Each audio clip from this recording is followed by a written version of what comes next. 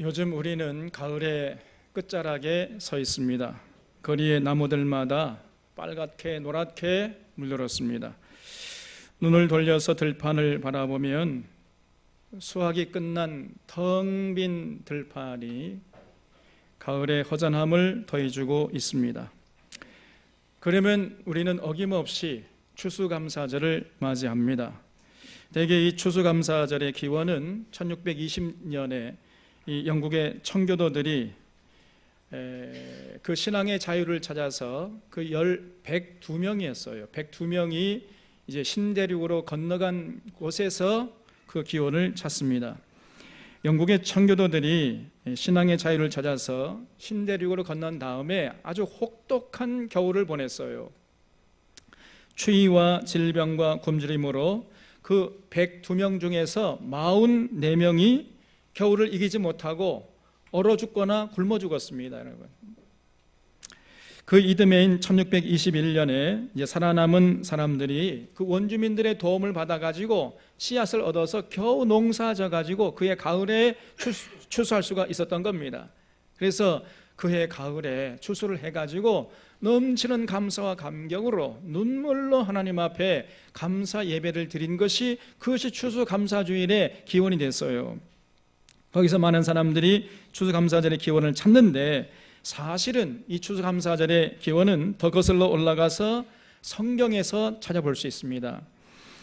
출애굽한 이스라엘 백성들이 40년 광야, 그 미디안 광야에서 생활을 하면서 초막절을 지켰어요. 그 초막절이 오늘날 우리의 추수감사절에 해당된다고 볼 수 있습니다.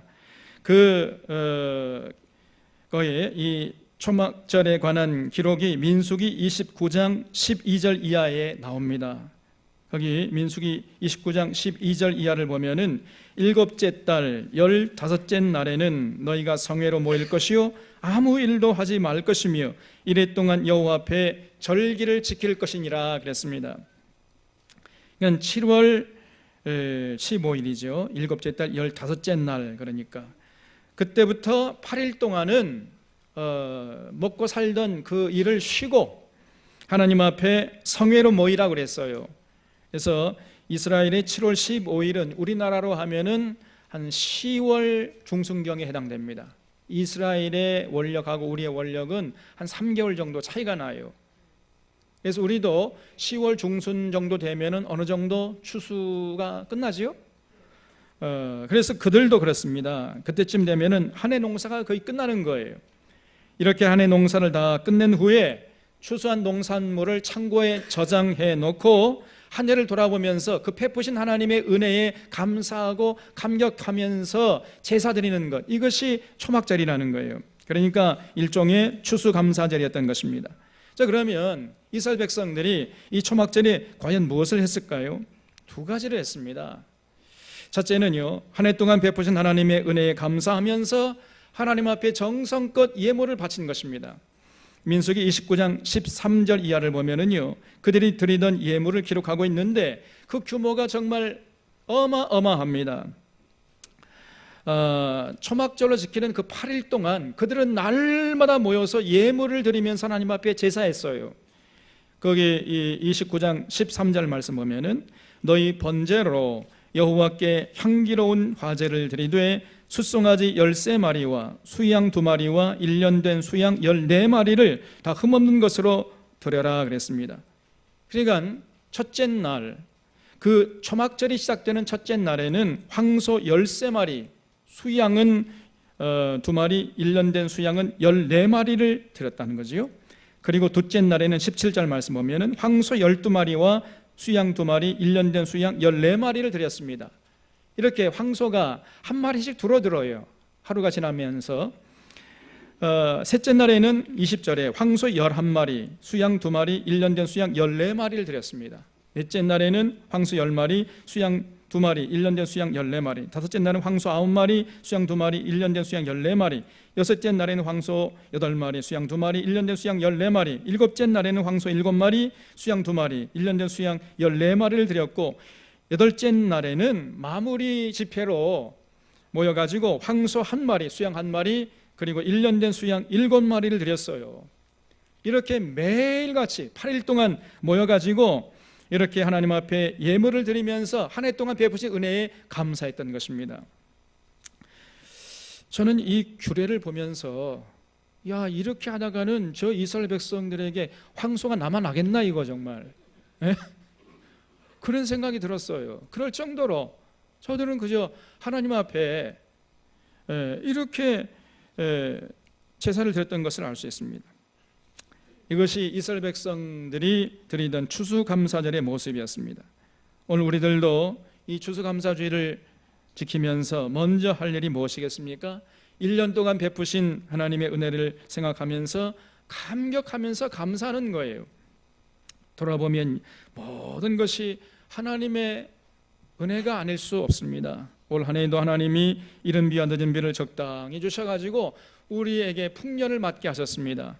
농사를 지어보신 분들은 이구동성은 하는 말이 농사는 하나님이 지으시는 것이다 이렇게 말을 합니다. 하나님이 때를 따라서 이른 비와 늦은 비를 적당하게 내려주시고 햇빛을 적당하게 비춰주시고 홍수와 폭풍우를 막아주시고 병충해를 막아주셔야 우리가 풍년을 맞이할 수 있는 거 아니겠습니까?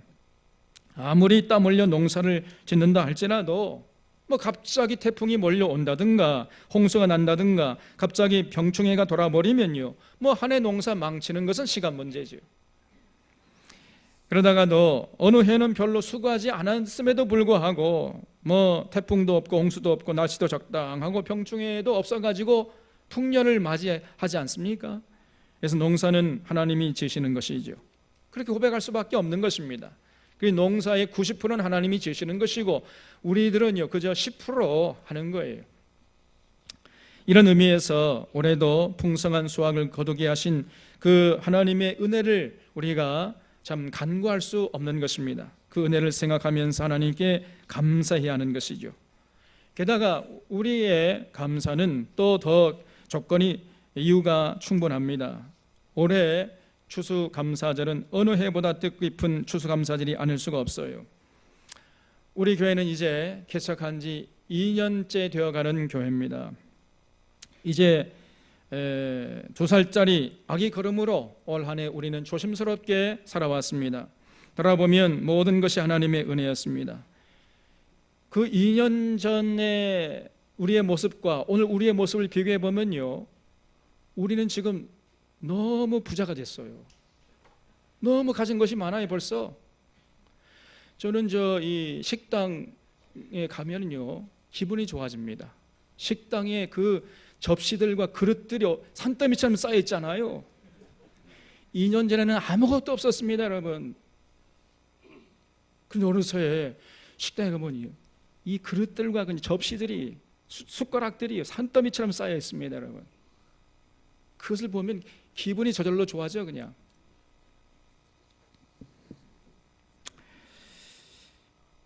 (2년) 전에 우리는 오직 건강한 교회를 세우고자 하는 일념으로 그저 빈 털터리로 이렇게 모였습니다. 그런데 놀랍게도 하나님이 지금 여기까지 인도해 주셨습니다. 너희는 먼저 그의 나라와 그의 의를 구하라. 그리하면 이 모든 것을 너희에게 더하시리라 하는 이 예수님의 가르침이 날마다 체험되는 그런 나날들을 우리가 살아온 거예요. 의자가 없어가지고 추운 겨울날 바닥에 그냥 맨 여기 바닥에 앉아서 예배 드리던 적이 엊그제 아니었습니까, 여러분? 식당방에서 이불 속에 함께 다리 넣고 새벽 예배 드리던 기억이 아직도 새롭습니다, 여러분. 또 긴 의자가 들어오는 날 한방눈이 소복이 내렸잖아요.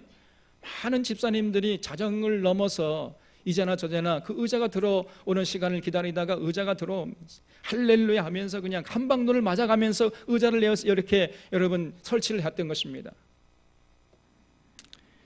그때의 그 일이 아직도 잊혀지지가 않아요. 그리고 드디어 올 봄에는 이제 하멘노회에 가입하게 되었고, 그리고 올 가을에는 장로님들 6분을 이제 세워서 당회를 조직했습니다. 이 모든 것이 하나님의 은혜예요. 조금 전에 우리 한 집사님이 굽이마다 하나님이 도와주셔서 여기까지 오게 하신 것을 감사인 것처럼 이 모든 것이 하나님의 은혜임을 고백하지 않을 수 없는 것입니다. 오늘 우리가 이런 하나님의 은혜에 감사하면서 정성껏 예물을 드리시기를 바랍니다. 예물을 드릴 때 중요한 것은요, 감사와 감격의 마음입니다. 이 감사와 감격의 마음이 담겨있는 예물을 드려야 그것이 의미가 있는 것이에요. 말라기서를 보면은 이스라엘 백성들이 하나님께 예물을 드리기는 드렸지만은 어떠한 감사와 감격의 마음 없이 드렸습니다. 그러니까 하나님께서 절대로 그런 예물을 기뻐 받으시지 않으셨어요. 아니 오히려 그런 모습을 보면서 아주 분노하셨던 것입니다, 여러분. 하나님께서 예물을 드리라고 할 때에 그 기본 정신은 감사와 감격의 마음이었습니다. 출애굽기 13장 14절 말씀에 후일에 네 아들이 내게 묻기를 이것이 어찌 됨이냐 하거든 너는 그에게 이르기를 여호와께서 그 손의 권능으로 우리를 애굽에서 종되었던 집에서 인도하여 내실세 그때에 바로가 완악하여 우리를 보내지 아니하며 여호와께서 애굽 나라 가운데 처음 난 모든 것은 사람의 장자로부터 가축의 처음 난 것까지 다 죽이셨으므로 태에서 처음 난 모든 수컷들은 내가 여호와께 제사를 드려서 내 아들 중에 모든 처음 난 자를 다 대속하리니 이것이 내 손의 기호와 내 미간의 표가 되리라 그랬습니다. 하나님께서 예물을 바치라고 명령하셨는데 그 이유가 뭐냐? 하나님께서 예물을 받을 만한 권리가 있다는 거예요. 왜냐하면은 이스라엘 백성들을 그 애굽의 바로의 손에서 구출해 줬기 때문에 그 하나님의 은혜에 감사해서 예물을 바치라는 것입니다. 그래서 이 모든 예물의 기본적인 정신은요, 감사의 마음이 담겨 있어야 한다는 거예요. 그리고 두 번째로는 헌신의 마음이 담겨 있어야 됩니다. 그래서 모든 예물은 헌신의 증표로 드려야 의미가 있는 것이에요. 이제 삶의 현장에서 하나님만 섬기고 하나님의 규례와 법도와 명령을 따라 살겠습니다. 이런 마음으로 예물을 드릴 때 그 예물을 우리 하나님이 기뻐하시는 것입니다. 그래서 삶의 현장에서 하나님 뜻 받들지 않고 제 멋대로 살고 제 욕심대로 살다가 와서 아무리 큰 예물을 바친다 할지라도 절대로 하나님이 그 예물을 기뻐 받으시지 않으시는 것이에요. 아니 오히려 분노하시는 것입니다.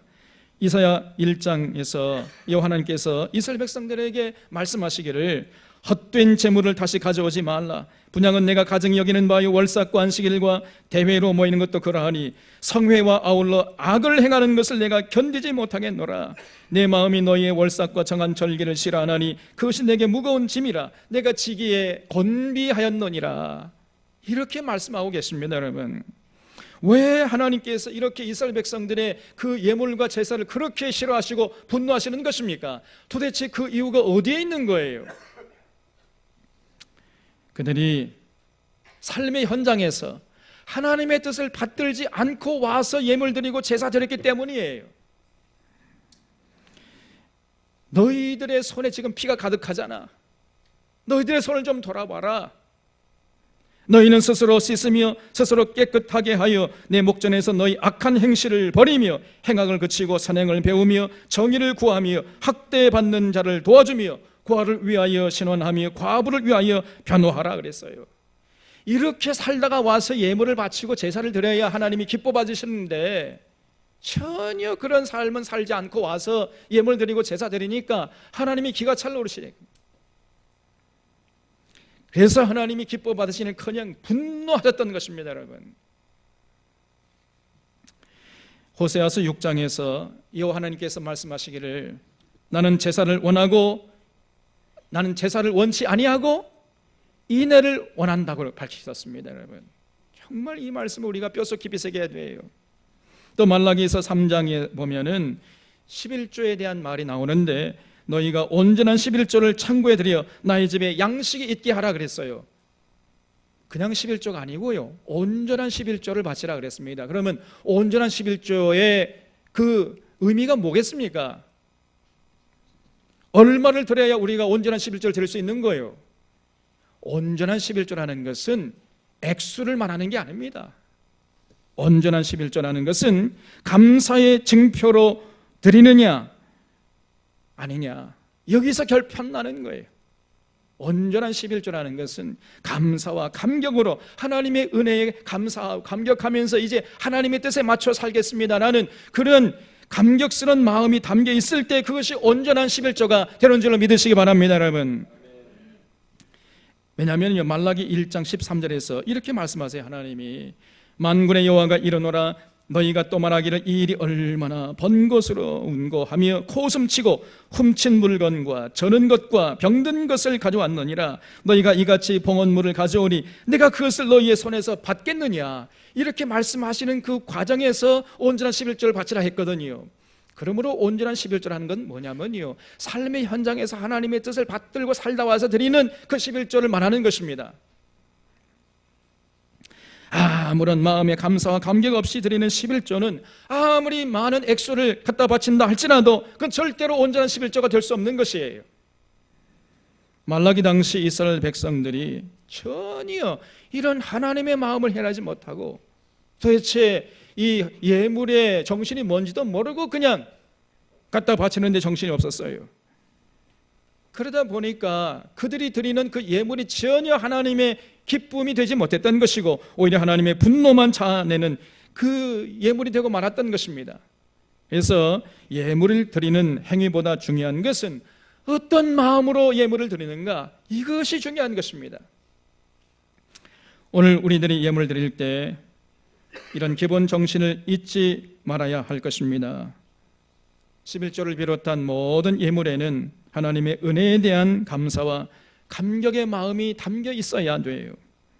허물과 죄로 죽을 수밖에 없던 저희들을 살려주시고 하나님의 자녀 삼아주신 그 하나님의 은혜에 대한 감사의 마음이 담겨 있어야 됩니다.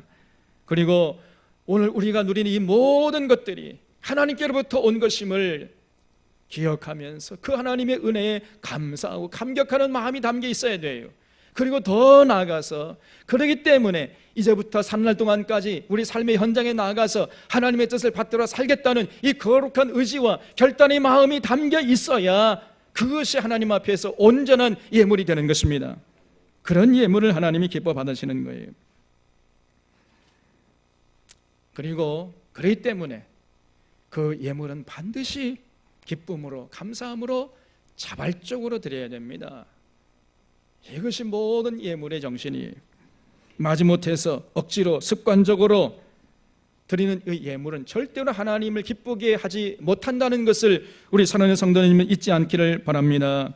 고린도후서 9장 7절에서 각각 그 마음에 정한 대로 할 것이요 그랬어요. 각각 그 자기가 하나님 앞에서 그 은혜 받은 그 은혜를 생각하면서 감사하면서 자발적으로 드려야 된다 그 말이에요. 하나님은 즐겨내는 자를 사랑하시느니라 그랬습니다. 우리 샤론의 성도님들이 이런 예물을 드리는 원리를 늘 생각하면서 하나님께 감사하고 감격하면서 예물을 드릴 수 있기를 바랍니다.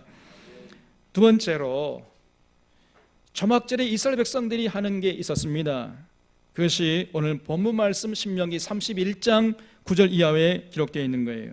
또 모세가 이 율법을 써서 여호와의 언약궤를 메는 레위 자손 제사장들과 이스라엘 모든 장로에게 주고 모세가 그들에게 명령하여 이르기를 매 7년 끝에 곧 면제년의 초막절에 그랬습니다. 모세가 그 나이 80세에 하나님의 부르심을 받았잖아요. 가라 모세, 가서 내 백성을 해방시켜라. 이런 하나님의 사명을 받고 이스라엘 백성들을 그 종로로 하던 애굽에서 구출해낸, 해방시킨 그 사람이 모세 아닙니까? 그래서 모세의 리더십을 따라가지고 이스라엘 백성들 한 200만 명이 단숨에 동시다발적으로 그 애굽을 탈출했어요. 출애굽을 해가지고 미디안 광야에 40년을 살지 않았습니까? 거기서 혹독한 고난을 당했던 것입니다. 40년이 지나는 동안 출애굽한 출애굽 1세대들은 거기서 다 죽었어요.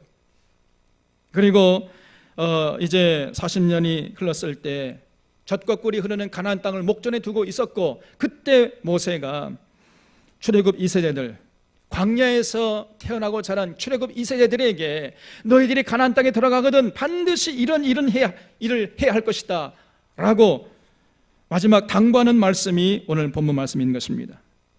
여기서 우리가 주목해야 할 단어가 나오는데 면제년의 초막절이란 말이에요.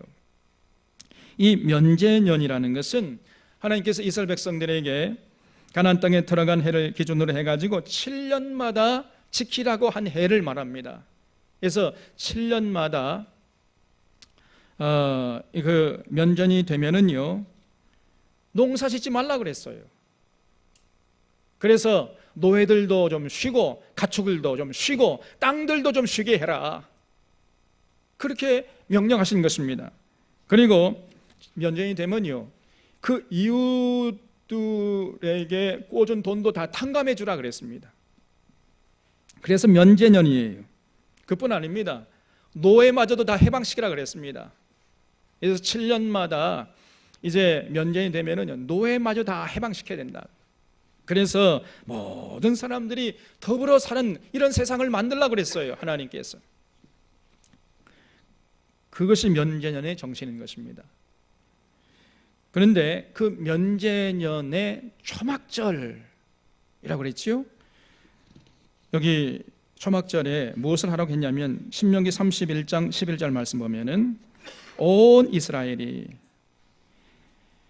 내 하나님 여호와 앞 그가 택하신 곳에 모일 때, 그러니까 이 면제년의 초막절, 이 면제년의 추수감사주의를 지킬 때 이렇게 하라 그런 말이에요. 이 율법을 낭독하여 온 이스라엘에게 듣게 할지니 곧 백성의 남녀와 어린이와 내 성읍 안에 거류하는 타국인을 모으고 그들에게 듣고 배우고 내 하나님 여호와를 경외하며 이 율법의 모든 말씀을 지켜 행하게 하라 그랬습니다. 지금 모세가 면제년의 초막절이 되면은요 남자나 여자나 할 것 없이 전부 한 장소에 불러 모으라 그랬어요. 심지어 어린이들까지, 그리고 그 땅에 거하는 이방인들까지, 타국인들까지 전부 불러 모아라. 불러 모아가지고 뭘 합니까? 다른 것 하는 게 아니고 그들에게 율법을 듣게 하고 배우게 해서 그 모든 말씀을 지켜 행하게 하라는 거예요. 이것이 여호와를 경외하라는 것이라는 것입니다. 여러분, 여호와를 경외하는 것은 다른 게 아닙니다. 여러분, 어떻게 여호와를 경외하는 것입니까? 이렇게 매 예배드리고 또 예배드리고 돌아서 또 예배드리고 그럼 여호와를 경외하는 것입니까? 그거는 예배에 여호와를 경외하는 것은 일부분이 전부가 될 수가 없어요. 진짜 여호와를 경외하는 것은 뭐냐? 우리의 삶의 현장에 나가서 하나님의 규례 법도 명령을 따라 살아가는 그 삶을 통해서 우리가 여호와를 온전히 경외할 수 있게 되는 것입니다. 여러분, 여호와를 경외하는 것은 다른 것이 아니고 하나님의 모든 명령을 듣고 배워서 삶의 현장에서 실천하는 것, 이것이 여호와를 경외하는 것이에요. 여러분, 이걸 우리 사랑하는 성도님이 잊지 마시기를 바랍니다. 13절 말씀을 보면은 또 너희가 요단을 건너가서 차지할 땅에 거주할 동안에 이 말씀을 알지 못하는 그들의 자녀에게 듣고 내 하나님 여호와 경외하기를 배우게 할지니라 그랬습니다.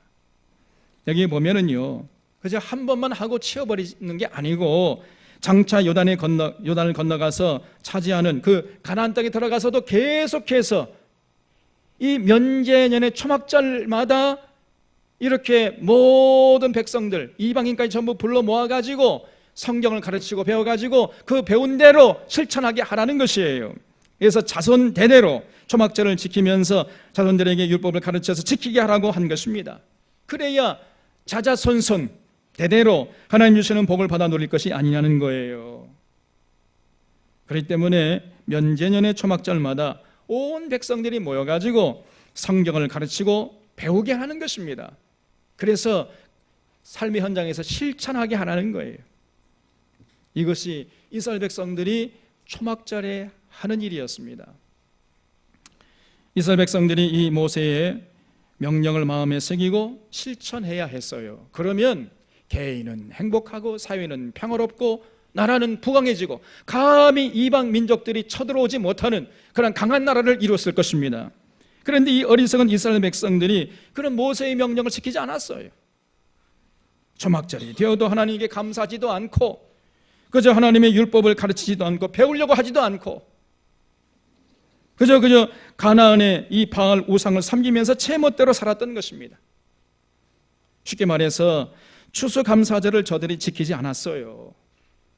그래서 이스라엘 백성들은 가나안 땅에 살면서 그 젖과 꿀이 흐르는 땅에서 하나님께 복받기는 그냥 그저 매일같이 하나님께 얻어터졌어요. 그냥 하나님의 심판을 자초한 것입니다.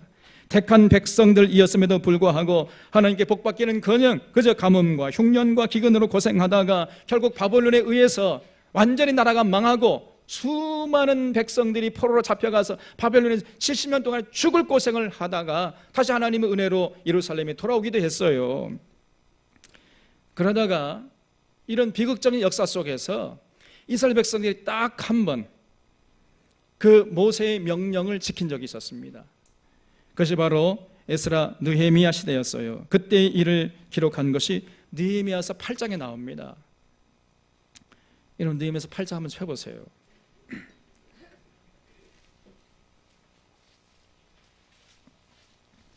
느헤미야서 8장 13절 이하를 보겠습니다. 그 이튿날 뭇백성의 족장들과 제사장들과 레위 사람들이 율법의 말씀을 밝히 알고자 하여 학사 에스라에게 모여서 율법에 기록된 바를 본즉 여호와께서 모세를 통하여 명령하시기를 이스라엘 자손은 일곱째 달 절기에 초막에 거할지니라 하였고 그랬어요. 에스라 시대에 그 에스라 시대에는 이제 이스라엘 백성들이 바벨론 포로 잡혀가서 70년 동안 죽을 고생하다가 예루살렘으로 다시 돌아온 그 시대를 말하는 것이거든요. 그 시대에 비로소 모세 율법에 기록된 대로 초막절을 지켰다는 기록이 거기 나오잖아요. 그래서 이 에스라 시대가 모세 시대로부터 따진다면 약 1000년 정도가 흘렀을 때예요. 1000년 만에 모세가 명령한 대로 면전년의 초막절에 이제 성경 강좌를 했다는 겁니다. 그래서 느헤미야서 8장 18절에 에스라는 첫날부터 끝날까지 날마다 하나님의 율법책을 낭독하고 무리가 이래 동안 절기를 지키고 여덟째 날에 규례를 따라 성회를 열었느니라 그랬어요. 초막절 8일 동안 열심히 모여가지고 성경을 가르치고 배웠다는 거예요. 거의 모세 이후로 1000년 만에 처음으로 이루어진 것입니다. 그러자마자 놀라운 일이 벌어진 거예요. 느헤미야서 9장 1절을 이하를 보면은요, 그날 29날에, 그러니까 24일이죠. 그러니까 23일까지 8일 동안 모여가지고 성경을 가르치고 배운 그 다음 날 이런 일이 놀라운 일이 벌어진 거예요. 그날 29날에 이스라엘 자손이 다 모여 금식하며 굵은 베옷을 입고 티끌을 무릅쓰고 모든 이방 사람들과 절교하고 서서 자기의 죄와 조상들의 허물을 자복했다 그랬습니다. 이스라엘 백성들이 하나님 말씀 앞에 온전히 서지 않다가 1000년 만에 처음으로 하나님 말씀 앞에 서보니까 자신들의 죄와 조상들의 허물을 깨달은 것이에요. 그래서 진심으로 하나님 앞에 회개 자복했다는 것입니다. 굵은 베옷을 입고 티끌을 무릅쓰고 하나님 앞에 회개했어요. 그냥 눈물 찔끔 흘리고 마는 악의 눈물이 아니고 진실로 저들은 삶을 돌아보면서 하나님 말씀대로 돌이켰다는 것입니다. 그 1000년의 죄를 하나님 앞에 자복하는 모습이 느헤미야서 9장에 보면은 자세하게 기록되어 있는데 그걸 읽어보면은 그들의 눈물에는 진정성이 담겨 있어요. 이것이 바로 성경 강좌한 후에 결과물로서 저희들이 하나님 앞에 보인 반응이었어요. 그렇습니다, 여러분. 누구라도 하나님의 율법 앞에, 하나님 말씀 앞에, 하나님의 진리 앞에 서지 않으면, 그래서 하나님의 규례, 법도 명령을 모르면은 제 아무리 착한 사람이라 할지라도 절대로 하나님 앞에서 온전히 서서 살아갈 수 없는 것입니다. 절대로 하나님을 섬길 수가 없어요. 하나님을 근심케 하고 하나님 마음을 아프게 하고 하나님을 고통스럽게 할 수밖에 없는 것입니다. 그러면서도 그 사실 자체조차 모르는 사람들이 너무나 많은 거예요. 하나님을 경외하지 않고 하나님 앞에 방자하고 교만하게 살면서도 그 사실 자체를 모르는 사람들이 많습니다, 여러분. 이스라엘 백성들이 바로 그랬던 것이에요. 그래서 하나님께서 선자를 보내고 또 보내가지고 목이 쉬도록 외쳤지만은, 그러나 저들은요 전혀 하나님의 아픈 마음을 깨닫지 못하고 하나님께 돌아오지 않았습니다. 그러다가 초막절을 지키면서 그 율법을 낭독하고 가르치고 배우면서 그 율법의 의미를 깨닫게 되니까 비로소 자신들의 허물을 깨닫게 된 것입니다. 그래서 진심으로 회개하고 하나님께 돌아왔던 거예요. 그래서 느헤미야서 10장에 보면은 이스라엘 백성들이 앞으로는 철저하게 하나님을 섬길 것과 하나님의 규례와 법도와 명령에 따라서 살 것임을 하나님 앞에 서약하는 장면이 거기 기록되어 있어요. 온전한 초막절을 지킴으로 그들은 진실로 하나님을 경외하는 모습을 회복할 수 있었던 것입니다. 이것이 이스라엘의 초막절이었고 오늘날 추수감사절의 모형이었어요. 그렇기 때문에 오늘 우리도 추수감사주의를 지나면서 지금 여기까지 인도하신 하나님께 감사할 뿐 아니라 그 감사와 감격의 마음을 묶어서 하나님께 예물을 바칠 뿐 아니라 거기서 그치면 안 돼요. 성경을 가르치고 배워서 성경의 진리로 무장하는 교회를 세우리라 다시금 굳게 다짐해야 할 줄로 믿습니다. 여러분, 오늘 우리 사론교회는요 정말 큰 책임이 주어져 있는 것이에요. 한국교회 앞에 큰 책임이 주어져 있습니다. 여러분, 오늘날 건강한 교회를 찾기 힘든 이 시대에 우리는 진실로 건강한 교회를 세우기 위해서 그 한 목적으로 모이지 않았습니까? 성경을 통해서 삼위일체 하나님을 인격적으로 만나가지고 그 하나님을 경외하는 건강한 교회를 세우자는 일념으로 우리가 모였어요. 사람들 몇백 명, 몇천 명 모이느냐 이것이 우리의 관심사가 아닙니다. 단 한 사람이 모인다 한들 한 사람이 모인다 할지라도 성경의 가르침에 따라서 살고자 하는 그런 사람을 세우는 거예요. 그래서 우리의 유일한 관심은 성경의 진리 위에 교회를 세우는 것입니다. 이렇게 성경의 진리 위에 교회를 세우는 유일한 길은 이 공동체에 들어오는 모든 사람들마다 성경 앞에 진솔하게 서서 성경을 통해서 계시하시는 삼위일체 하나님을 인격적으로 만나고 그 하나님 사랑하고 그분께서 우리의 행복과 우리의 참 평안과 참 자유함을 위해서 주신 그 하나님의 가르침, 하나님의 규례, 법도와 명령을 따르는 것이에요. 이것을 한마디로 하면은 성경의 진리로 무장해서 실천하는 것입니다. 이것이 우리의 관심사예요. 교회가 성경의 진리 위에 서지 않으면 절대로 거룩하고 건강한 교회를 세울 수가 없는 것입니다. 기복신앙과 신비주의에 쩔은 사람들 수만 명이 모인들 그런 교회는 절대로 거룩하고 건강한 교회가 될 수가 없고 하나님의 기쁨의 자랑이 될 수가 없는 것이에요. 오히려 그런 교회는요 어쩔 수 없이 병들고 타락하게 되고 하나님의 영광을 가리고 세상 사람들의 조롱거리가 되고 하나님의 도구가 아니라 마귀의 도구가 될 수밖에 없는 것입니다. 요즘 한국교회의 대표적인 교회라고 인정받는 저 서울의 명성교회 김사만 목사가 자기 아들에게 세습을 했지요. 그래서 지금 큰 사회 문제가 되고 있습니다. 근데 제가 생각할 때 이건 정말로 그 상징적인 사건이다 그런 생각이 들어요. 여러분, 올해가 어떤 해지요? 종교개혁 500주년이 되는 해예요. 종교개혁 500주년이 되는 해에 우리 한국의 대표적인 장로교회가 자기 아들에게 세습을 했습니다. 이거는 500년 전에 면죄부 사건보다 더 큰 사건이에요. 제가 볼 때 더 악한 범죄 행위인 것입니다. 그 종교개혁 500주년 되는 해에 이 김서만 목사와 명성교회가 우리 통합측 총회의 헌법을 능멸하고 그 명성교회가 동남노회라는 노회에 속해 있거든요. 그 동남노회의 권위도 능멸하고 아나무인격으로 불법적으로 노예를 진행한 후에 자기 아들에게 기어이 세습을 시켰습니다. 원래 우리 통합측은요 세습하지 못하도록 헌법에 아니요 그냥 못을 박아놨어요. 절대 세습할 수 없다. 그 헌법에 나와 있습니다, 여러분. 근데 그 헌법을 무시해버렸어요. 그리고 세습을 반대하는 그 분노회장을 갈아치워버리고 불법적으로 노예를 거행해가지고 자기들 마음대로 부릴 수 있는 노회장을 뽑아가지고 그 허수아비 노회장을 세워가지고 자기 아들의 청빙을 가결해놓고는 세습을 감행했던 것입니다. 우리 총회 헌법도 무시하고 노회의 권위를 능멸하면서 이런 불법을 자행한 것이에요. 이제 저들은 헌법이고 뭐고 체면이고 뭐고 절차고 뭐고 완전히 무시해버리고 아나무인격으로 멋대로 행동하고 있습니다. 그러면서도 그 교회 교인들은 그런 행동이 얼마나 잘못된 것인지조차도 모르고 있어요.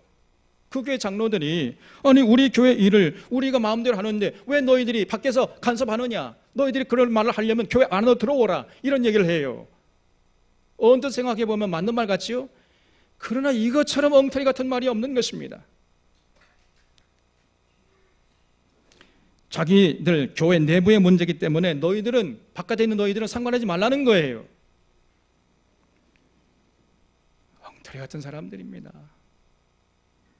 이렇게 총회 헌법도 무시하고 노예의 권위도 무시하고 자기들 멋대로 할 바에는 그럼 왜 통합식이 남아 있습니까? 통합식을 먼저 탈퇴하세요.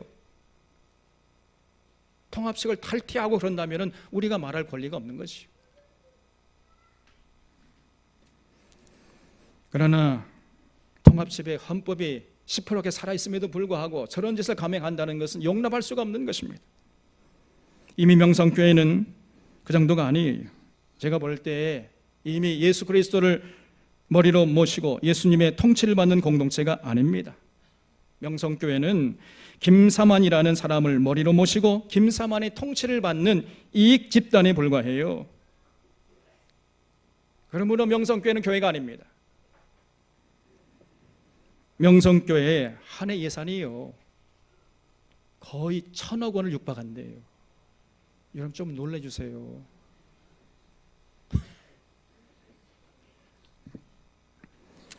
여러분, 근데 이런 예산이 집행될 때 어떤 일들이 벌어지겠습니까? 거기에는 필연적으로 이권이 발생하겠지요. 그래서 그 교회 장로들은 이미 이권에 깊이 연관되어 있는 사람들이에요. 이들의 세력이 크고 뿌리 깊은 것입니다. 그래서 김사만 목사나 그의 아들 목사도 사실은 얼굴 마담일 가능성이 커요.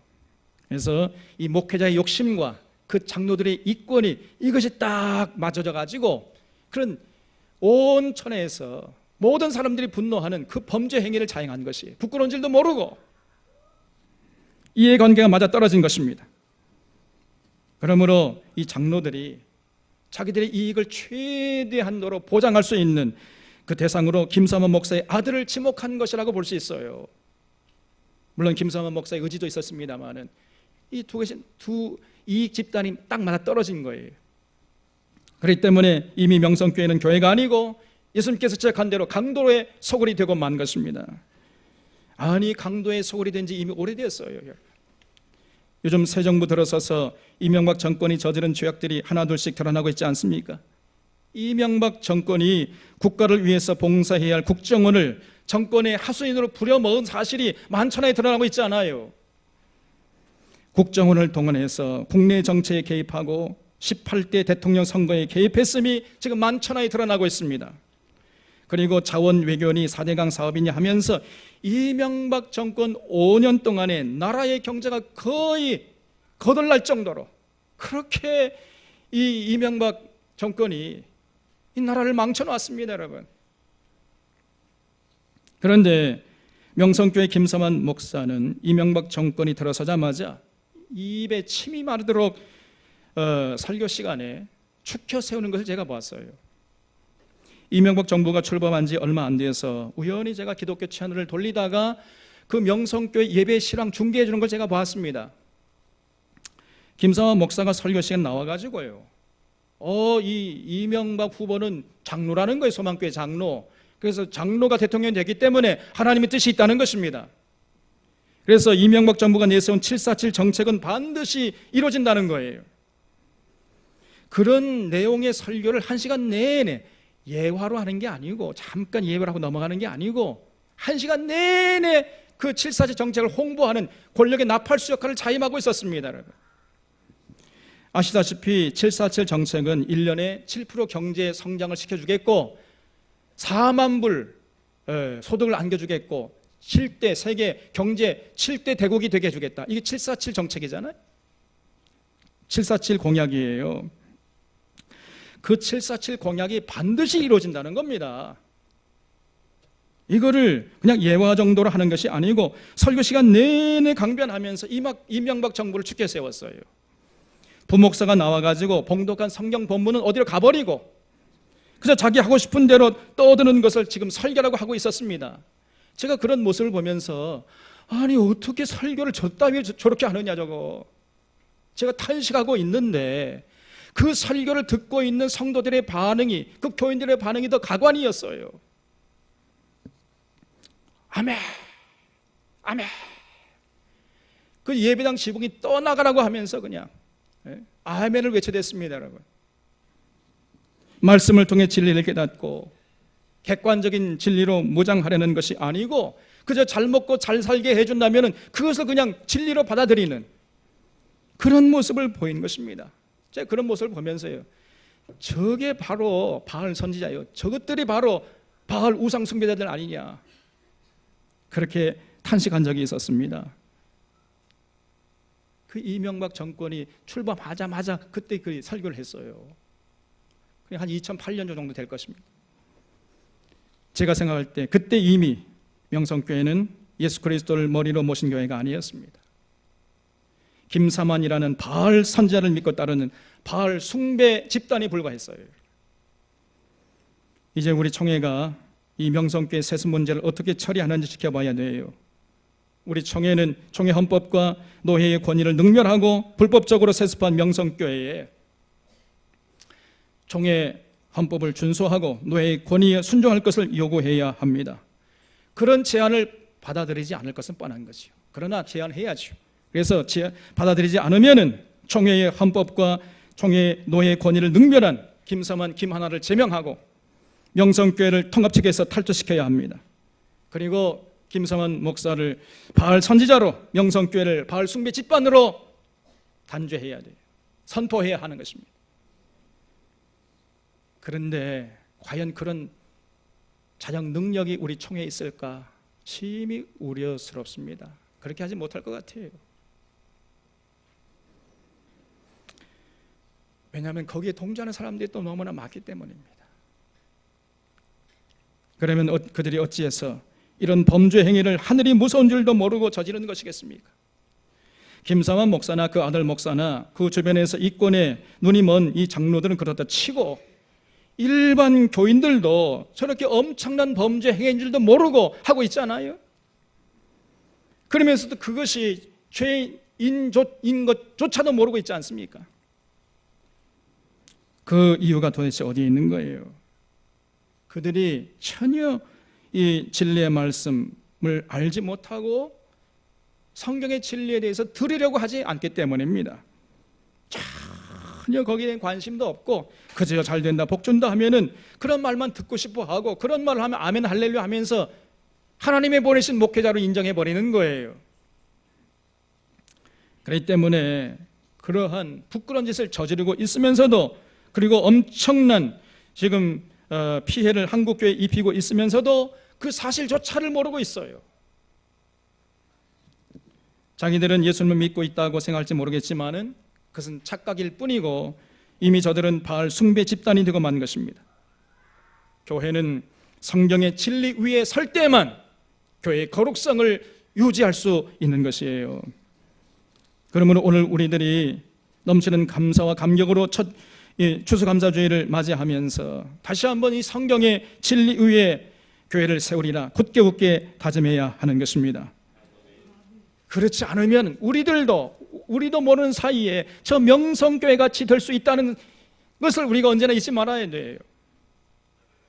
이런 차원에서 우리가 이제 내일부터 성경 강좌를 하려고 합니다. 작년에는요 매월 했습니다. 네, 여러분 그 목회자 입장에서 이 성경 강좌 한 번 하는 게 얼마나 힘이 드는지 아세요? 그야말로 진이 맞아요, 진이. 그래서 올해는 안 되겠다 해가지고 이러다가 뭐라 그러죠 그때 그걸? 내 명예 제대로 살지 못하겠다 이렇게 생각이 돼가지고 올해는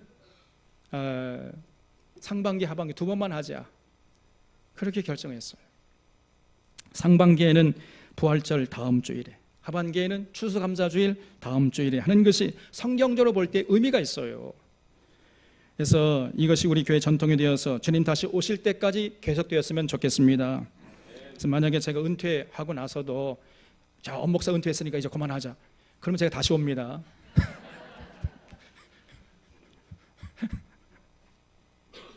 우리 주님 다시 오실 때까지 상반기, 하반기, 부활절 다음 주일, 추수감사절 다음 주일에 성경 강좌가 계속될 수 있기를 주님의 이름으로 부탁을 드립니다, 여러분.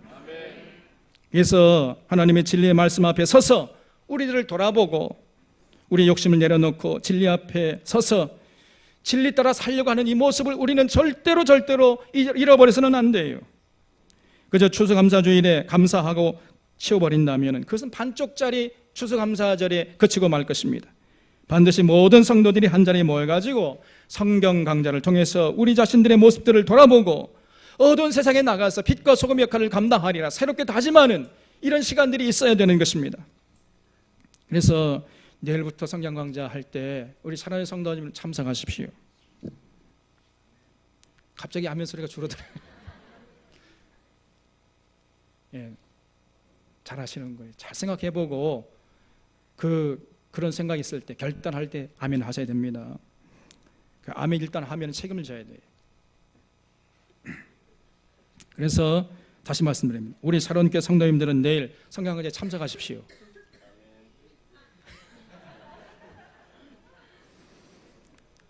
직장 다니는 사람들 휴가 내고 참석하십시오. 이렇게 갑자기 직장에 휴가 낼 수 없겠습니다만, 그래서 이번에는 좀 힘들겠습니다만 내년부터는 꼭 그렇게 할 테니까 미리미리 스케줄을 잘 조정하시기 바랍니다. 적어도 1년에 2번 정도 우리가 하나님 말씀 앞에 서서 상반기에는 구약성경, 하반기에는 신약성경 말씀 앞에 서서 우리 자신을 돌아보고 새로운 신앙의 결단을 해야 할 줄로 믿습니다. 그래야 우리 교회가 건강한 교회를 유지할 수 있어요, 여러분. 또 사업하는 사람들도 사업을 잠깐 멈추고 참석하십시오. 여러분, 사업하는 사람들은 내가 사장이니까 내가 결정할 수 있잖아요. 이번 당장 할 수 있어요, 내일부터.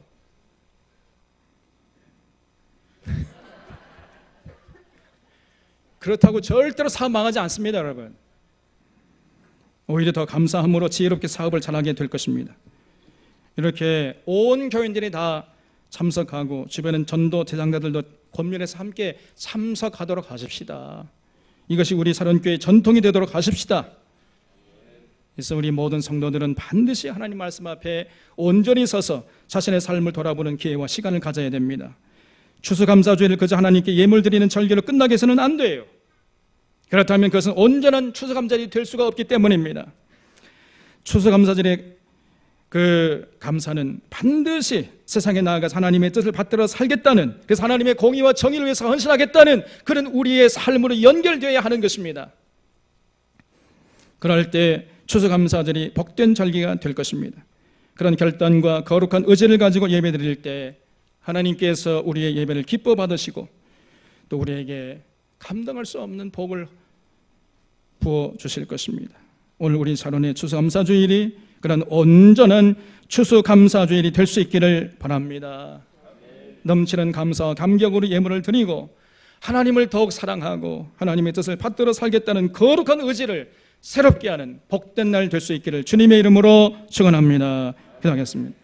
참 고마우신 하나님 아버지, 다시금 추수감사절을 맞이하면서 과거 이스라엘 백성들이 그 초막절에 하던 추수감사절의 정신을 살펴보았습니다. 하나님께 감사 감격으로 예배드리고 감사와 감격의 마음이 담긴 예물을 바칠 뿐 아니라 성경 강좌를 통해서 하나님의 뜻이 어디 있는지 살피고 진리를 모장해서 진리 따라